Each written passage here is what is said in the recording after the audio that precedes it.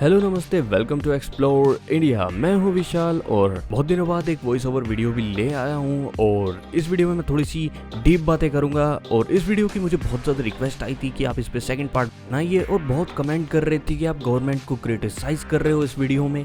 नहीं, मैं गवर्नमेंट को दोष नहीं डाल रहा, बट मुझे पता है दोनों की 50-50% गलती है। गवर्नमेंट की भी आधी गलती है और सिटीजन की भी आधी गलती है। बहुत से सिटीजन जो है इंडिया में हमारे, वो अनअवेयर हैं, उन्हें कुछ इतना खास पता नहीं है इस बारे में। जैसे कि मैं एक एग्जांपल के साथ बताऊं, लाइक 3 टाइप का माइंडसेट होता है लोगों का। एक जो अपने देश को क्लीन करना चाहते हैं, दूसरे वो जो क्लीन तो करना चाहते हैं बट लाइफ में बिजी हैं अपनी, और अगर उन्हें रोड पे भी कचरा डालना हो तो वो मतलब डस्टबिन में डाल देते हैं, बट कभी कभी उन्हें फ़र्क नहीं पड़ता, वो रोड पे भी डाल देते हैं।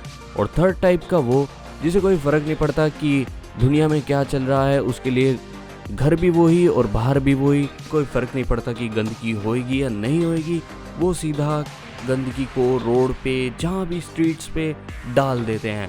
उन्हें कोई इस बात में अवेयरनेस नहीं है, बिल्कुल भी अवेयरनेस नहीं है, उन्हें कोई फ़र्क भी नहीं पड़ता। तो ऐसे लोग की बात मैं कर रहा था। ये 3 टाइप के लोग होते हैं, 3 टाइप का माइंडसेट होता है लोगों का।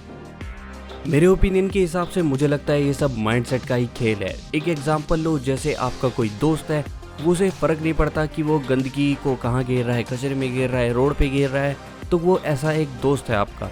तो अगर उसी बंदे को आप किसी मॉल में ले जाओ जहाँ पे गंदगी कोई गिर नहीं सकता या फिर गिरा नहीं सकता, तो वो उसे डस्टबिन में ही डालेगा। या फिर कोई ऐसी एक कंट्री में ले जाओ जहाँ के स्ट्रीट्स बहुत क्लीन हो, रोड बहुत क्लीन हो, वहाँ पे बिल्कुल भी गंदगी या डस्ट बिल्कुल भी ना हो, तो वो क्या करेगा? वहाँ पे लोगों के बीच में वो कचरा डालेगा? नहीं, वो ऐसा नहीं करेगा, वो उसको डस्टबिन में डालेगा। सो इस पे माइंडसेट का बहुत ज़्यादा फ़र्क पड़ता है। सो ये मैं बात आपको समझाना चाह रहा हूँ कि सिटीजन्स की इसमें बहुत ज़्यादा बड़ी गलती है। और गवर्नमेंट की गलती ये है कि हमारे देश में जो सिटीज़ हैं उनमें स्वीपर्स की बहुत ज़्यादा कमी है, मशीन्स की बहुत ज़्यादा कमी है जो क्लीनिंग करती हैं। स्ट्रीट को साफ़ करना और रोड्स को साफ़ करना, उन मशीनों की बहुत ज़्यादा कमी है। लेकिन ये सब सिटीज़ में होता है। अगर आप किसी छोटी सिटी या फिर किसी गांव या फिर ऐसे एरिया टाउन की बात करो, तो वहाँ ऐसा कुछ नहीं होता। वहाँ सिर्फ कर्मचारी आते हैं और झाड़ू मारते हैं, डस्ट उड़ती है उससे, और बस पॉल्यूशन फैलता है। बस ये सब होता है यहाँ इंडिया में। अगर हम कंपेयर करें किसी बड़ी कंट्री या किसी डेवलप नेशन से, लाइक यूएस, तो वहाँ पे डेली स्वीपर्स आते हैं और रोड स्ट्रीट सब क्लीन करते रहते हैं। वहाँ की जनता भी बहुत अवेयर होती है, उन्हें पता है कि कचरा कैसे डालते हैं। वहाँ पे डस्टबिन भी उन्हें अलग अलग टाइप के मिलते हैं। जहाँ की हम इंडिया में देखें तो आपको मुश्किल से रोड पे भी डस्टबिन मिलेगा। बट जब पोल्यूशन और गंदगी ज़्यादा बढ़ जाती है तब लोग इसे सीरियस लेना शुरू करते हैं। लाइक कोरोना वायरस कोविड-19, जिसके लिए इंडिया का हेल्थ सेक्टर तैयार नहीं था सेकंड वेव के लिए। लोगों ने भी बहुत ज़्यादा इस पे ध्यान नहीं दिया। जब फर्स्ट वेव ख़त्म हुई और पॉलिटिशियंस और जो गवर्नमेंट है उसने भी यहाँ पे बिल्कुल ध्यान नहीं दिया इन चीज़ों पे। अब कुछ लोग कमेंट करेंगे कि भाई फिर गवर्नमेंट को आप क्रिटिसाइज़ कर रहे हैं। तो भाई उन लोगों के लिए मैं ये कहना चाहता हूँ कि आप थोड़ा सा ऊपर उठ के सोचिए। गवर्नमेंट और पॉलिटिक्स और इंसानियत से ऊपर उठ के सोचिए। दैट्स अ फैक्ट कि गलती दोनों तरफ है, गलती एक तरफ नहीं है। ये बात आप मेरे से बेहतर जानते हैं। ये जो मैं बोल रहा हूँ ये मैंने कुछ स्क्रिप्ट नहीं लिखी है, मैं बस सीधा माइक के आगे, इतना नॉइस पॉल्यूशन कैसे चलेगा, पे मैंने कोई स्क्रिप्ट नहीं लिखी, सीधा मैं आ गया माइक के आगे और सीधा बोलने जा रहा हूँ अपने मन की बातें। तो आपको कुछ रिलेटेबल लगे तो बताना। अगर आप मुझसे सहमत नहीं होते हो तो आप अपने आइडियाज़ भी शेयर कर सकते हो कमेंट में। मैं सबकी कमेंट पढ़ूंगा, तो कमेंट ज़रूर करना और कमेंट में बताना कि आप क्या सोचते हो इंडिया के बारे में, क्या पॉजिटिव और नेगेटिव थिंग्स सोचते हो, तो बताओ जल्दी। सो मैं कोविड पे एक वीडियो बनाना चाह रहा हूँ, जो सेकेंड वेव में इंडिया फेल्ड हो गया, कैसे हुआ और क्यों हुआ, सो क्या गलती रही, तो इन सब पे एक डेडिकेटेड वीडियो बनाना चाहता हूँ मैं। तो आप बताओ कि मैं उसे फेस कैम वीडियो बनाऊँ या फिर ऐसे ही जैसे चल रहा है ऐसे ही कंटिन्यू करते रहूँ। सो भी कमेंट करके ये भी बताओ। इंडिया में बहुत प्रॉब्लम है, मेजोरिटी प्रॉब्लम को हम कवर कर सकते हैं, वरना प्रॉब्लम्स तो बहुत सारी हैं, लेकिन हम सब कुछ कवर करेंगे इस सीरीज़ में।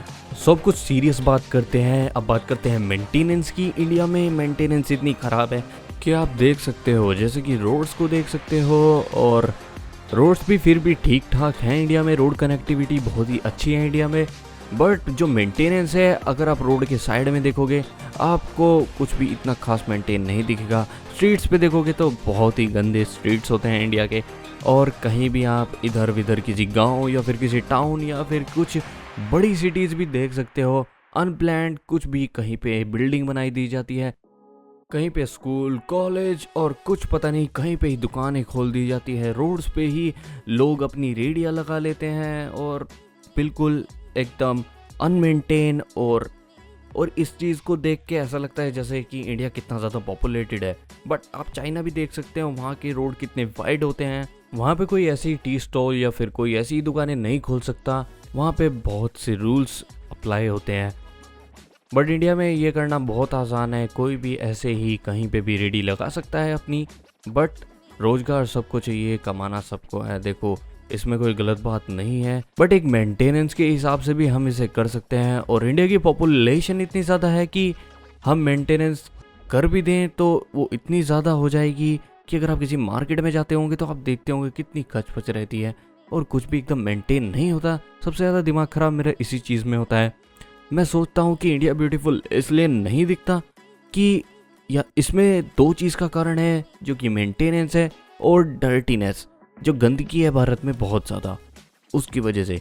और जो मेन चीज़ है जो इन दोनों चीज़ों से ऊपर आती है वो लोगों की मेंटालिटी है कि वो इस चीज़ को कैसे देखते हैं, क्या वो इसे ठीक करना चाहते हैं या नहीं करना चाहते। आप भी उनमें से हो या फिर नहीं हो, या फिर मैं ही अकेला हूँ जो ये सब सोचता है, जिसे बहुत बुरा लगता है जब कोई फॉरेनर विजिट करता है ऐसी जगह पे, वाराणसी, यूपी, लाइक धारावी, और मैं उनके व्लॉग्स देखता हूँ तो मुझे बहुत बुरा लगता है इंडिया की मेंटेनेंस देख के। और वो ये सब पूरे वर्ल्ड को दिखा रहे होते हैं और इंडिया को रिप्रेजेंट कर रहे होते हैं, जबकि इंडिया में बहुत ज़्यादा ब्यूटीफुल प्लेसेस भी हैं जो मैं अपने चैनल पे दिखाता हूँ, जो आपको कहीं देखने को नहीं मिलता। बट सबको ये बात कहाँ समझ में आएगी कि इंडिया इतना ब्यूटीफुल है, बट साथ के साथ हर नेगेटिविटी भी होती है, हर चीज़ में पॉजिटिविटी भी होती है। तो हमें वो नेगेटिव चीज़ को पॉजिटिव चीज़ में बदलना है। सो हमें मिलकर काम करना पड़ेगा। ये कहना बहुत आसान है, बट मैं आप सोचोगे कि भाई चलो आज चलते हैं और चलो अब रोड पे झाड़ू मारना शुरू कर देते हैं, रोड को क्लीन करना शुरू कर देते हैं। सब कुछ ऐसे स्टार्ट नहीं होगा। सबको मिलजुल के, सबको एक चीज़ एकजुट होकर काम करना पड़ेगा, थोड़ी सी अपनी आवाज़ को रेस करना पड़ेगा और गवर्नमेंट को भी हमारी बात सुननी पड़ेगी और सबको मिलजुल के काम करना पड़ेगा एक साथ। जब जाके हमारा देश बदलेगा और जब जाके इंडिया बेटर बनेगा और जब जाके इंडिया एक अच्छा नेशन बन पाएगा।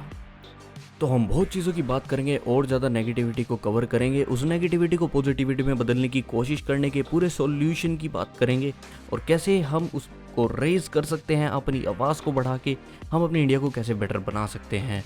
सो मैं बहुत सारी चीज़ों की बात करने वाला हूँ, बट ये एक सीरीज़ है तो मैं इसमें एक ही वीडियो में सारी बात करना पसंद नहीं करूँगा, तो मैं अगली वीडियो में और बातें शेयर करूँगा। ये भी एक बहुत बड़ी प्रॉब्लम है इंडिया की, इंडियंस हॉर्न के बिना तो गाड़ी चला ही नहीं सकते। So hope you guys video आपको अच्छी लगी हो। मैंने इसमें बहुत सारी अपने मन की बात शेयर करी है और बहुत सारी चीज़ें वो बताई है जो मुझे पर्सनली पसंद नहीं है, बट मैं आपको बताना चाहता था, तो दैट्स वाई मैंने ये वीडियो बनाई। तो आप भी बताइए अपने मन की बात, कमेंट करिए और बताइए कि आप क्या सोचते हैं, क्या चीज़ आपको बुरी लगती है, क्या चीज़ आपको अच्छी लगती है इंडिया के बारे में, सब कुछ आप बताइए मुझे। सो कमेंट करो, मैं सबकी कमेंट पढ़ूंगा। So thank you and bye bye, ऐसे ही सपोर्ट करते रहना।